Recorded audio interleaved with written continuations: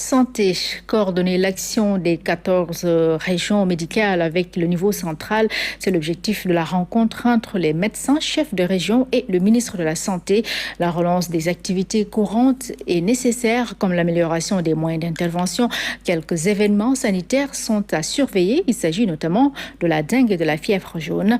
Et un livre blanc est annoncé, nous dit Oumar Diaw. Voilà 8 mois que le monde est traversé par une pandémie arrivée au Sénégal depuis plus de 5 mois. Le pays tout entier est aujourd'hui touché. C'est peu de dire que c'est une année difficile. Tous les secteurs de la vie économique et sociale le ressentent durement. La santé et l'action sociale ne font pas l'exception. D'ailleurs, on est au centre.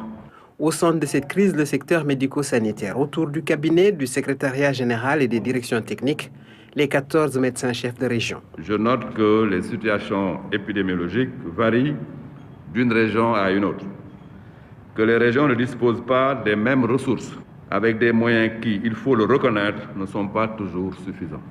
Le niveau central attend plus d'engagement pour vaincre la maladie et mettre en œuvre une relance réussie, des programmes prioritaires afin d'atteindre les indicateurs fixés. Dans cette lutte, le secteur de la santé a tout le soutien et la reconnaissance du chef de l'État. Monsieur le Président de la République ne cesse de rendre un hommage au personnel de santé engagé dans la riposte et de manifester sa grande ambition de renforcer leurs moyens d'action, surtout sur le terrain.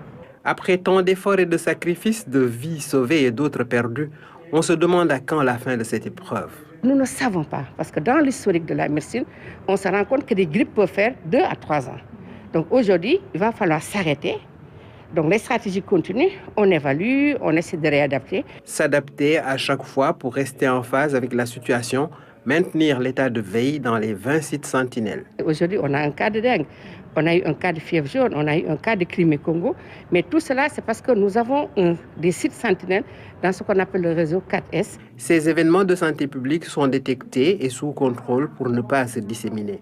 En attendant, un livre blanc est en cours de préparation. Un support écrit, témoin d'une crise sanitaire exceptionnelle, devant être inscrite dans la mémoire collective de l'histoire de la santé.